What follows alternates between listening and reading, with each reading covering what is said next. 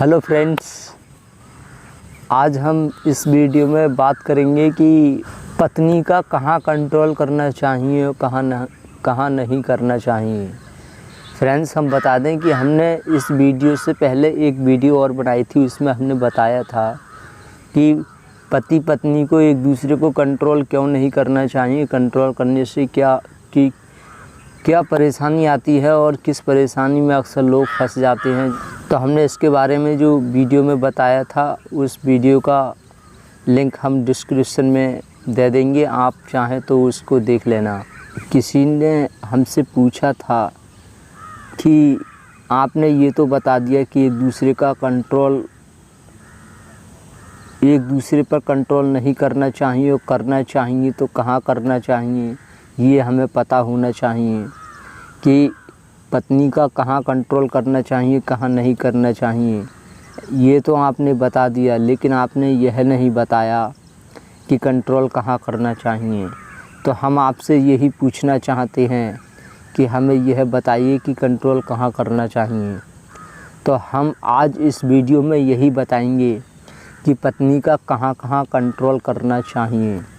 तो फ्रेंड्स, सबसे पहले हम बता दें, बहुत समय पहले क्या होता था कि हमारा देश जो चल रहा था वो एक शास्त्रों के अनुसार चलता था, और शास्त्रों में कुछ ऐसी बातें लिखी गई थी जो आगे चलकर गलत साबित हुई थी। यानी शास्त्र के अनुसार कुछ बातें गलत साबित हुई थी, और ये शास्त्र जो है जो किसी एक इंसान ने नहीं लिखे थे, ये हज़ारों लोगों ने मिलकर लिखे थे। जिसमें कुछ लोग ज्ञानी थे, कुछ ऐसे ही थे जिसने जो दिल में आया वो लिख डाला और उसी के अनुसार देश चलने लगा था।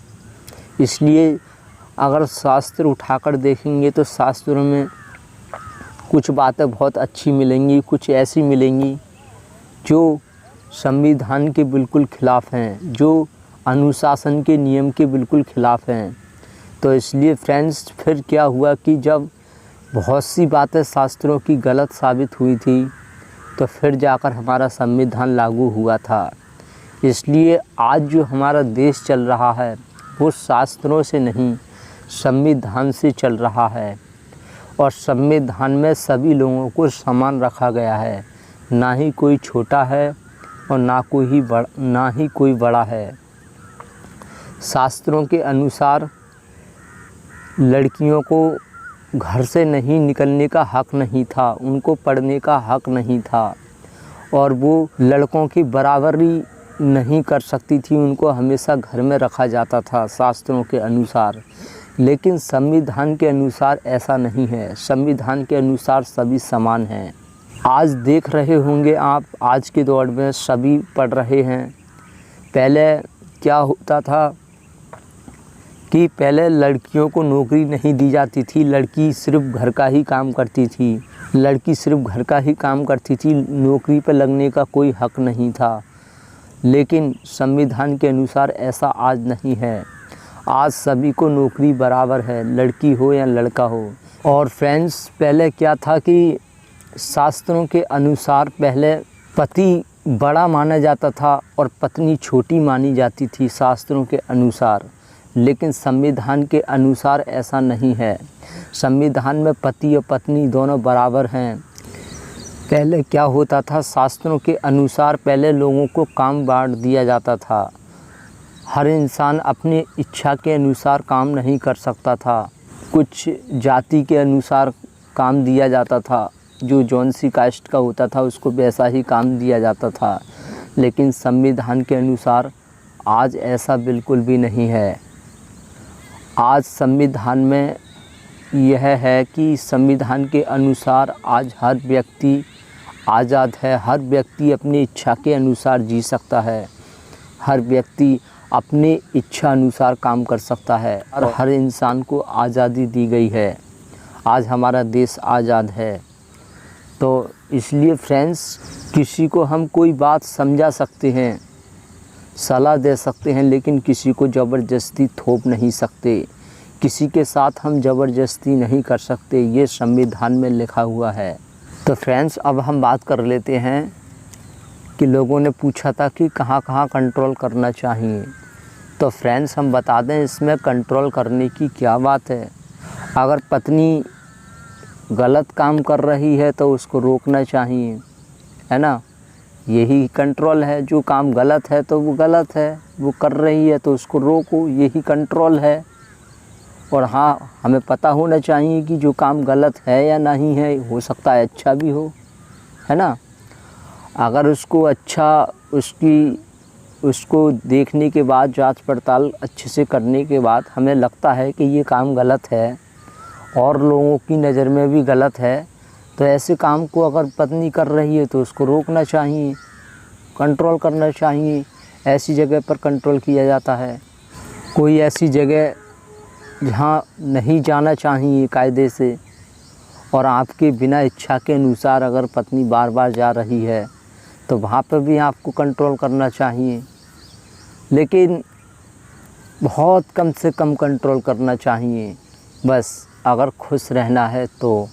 और सबसे ज़्यादा खुश वही लोग रहते हैं जो दूसरों के जैसा व्यवहार करते हैं। जैसे कि अगर कोई पति अपनी पत्नी पर कंट्रोल कर रहा है तो पत्नी को भी पति पर कंट्रोल करना चाहिए। जैसे को तैसा बनते हैं तो अच्छा होता है। हम उन पत्नियों को भी बताना चाहेंगे कि अगर पति कंट्रोल कर रहा है तो आपको भी कंट्रोल करना चाहिए, क्योंकि ऐसा करने से एहसास होता है। वो कहते हैं ना कि मजबूरी वही समझता है जो मजबूरी झेला हुआ होता है। इसलिए फ्रेंड्स, अगर कोई आपको कंट्रोल कर रहा है, आपको पता है कितना आपको दिक्कत आ रही है, परेशानी आ रही है, तो इसके उल्टा विपरीत आपको भी करना चाहिए। हर किसी को आत्मनिर्भर बनना चाहिए।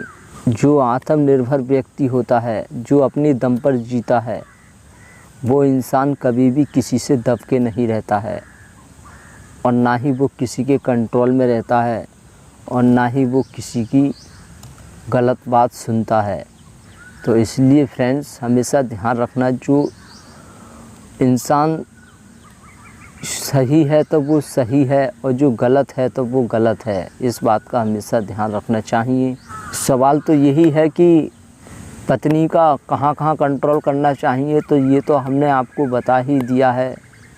प्रकृति के नियम के अनुसार, जो प्रकृति के ख़िलाफ़ है, जो काम गलत है तो वो गलत है, उसको रोकना चाहिए, कंट्रोल करना चाहिए, बस यही है। और जैसे आप एक पति हैं, आपकी नज़रों में पत्नी कोई गलत काम कर रही है, वो उसकी नज़र से वो काम अच्छा है, लेकिन आपकी नज़र से वो काम गलत है, तो आपको वहाँ रोकना चाहिए।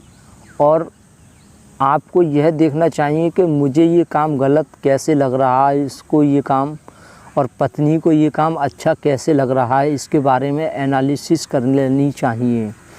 हमें जान लेना चाहिए, कहीं हो सकता है कि वो काम अच्छा हो जिससे हम अच्छे से उस काम के बारे में समझ नहीं पा रहे हों। हो सकता है वो काम अच्छा हो, पत्नी सबकी नज़रों में अच्छा हो। इसलिए किसी काम के बारे में पहले अच्छे से जान लेना चाहिए, उसके बाद में ही अगर वो गलत है तो उसको रोकना चाहिए, कंट्रोल करना चाहिए। बस यही, जो काम गलत है तो गलत है, बस नियम के अनुसार। जो गलत है तो उसको रोकना चाहिए। ये तो अक्सर होता ही है कि किसी के घर में पत्नी अच्छी होती है तो किसी के घर में पति अच्छा होता है। इसलिए हमेशा ध्यान रखना चाहिए कि किसी के साथ कोई ज़बरदस्ती नहीं करना चाहिए। तो फ्रेंड्स, हम उम्मीद करते हैं आप समझ गए होंगे। Thank you very much.